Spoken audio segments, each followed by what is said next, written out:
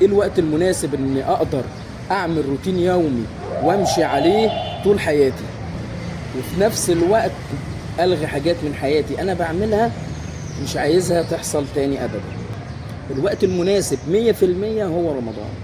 30 يوم تمشي على روتين انت حابه يفيدك في الدنيا وفي الاخرة، وفي نفس الوقت تلغي حاجات كتير في حياتك انت مش عايزها بتعملها يوميا.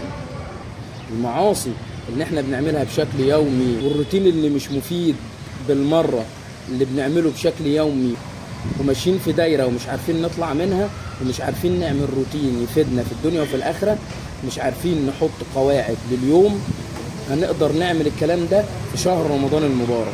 30 يوم معاك تقدر تخلق حياة جديدة ليك، تعمل فيها روتين يومي مفيد وتدخل في يومك حاجات انت نفسك عايز تعملها ومش عارف.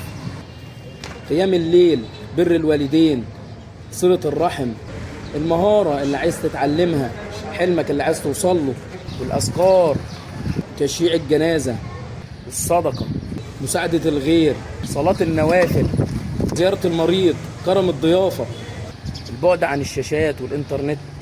حاجات كتير جدا لازم تتعود تعملها في يومك. القراءة، الكتابة، ان انت تكتب وتدون، وفي نفس الوقت العادات بقى اللي عايز تتخلى عنها، التدخين، العادة السرية، الفاظ الخارجة، التعصب، الغيبة والنميمة، الرياء، التكبر.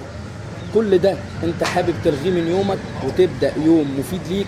كل ده تقدر تعمله في شهر رمضان المبارك، تلغي كل السلبيات وتبدأ بكل الإيجابيات. هو الوقت المناسب ان انت تقدر تتحكم فيه في نفسك، ويبقى 30 يوم هم بداية لحياة تانية بعد رمضان، مش رمضان بس. كل سنة وانتم طيبين، استقيموا يرحمكم الله.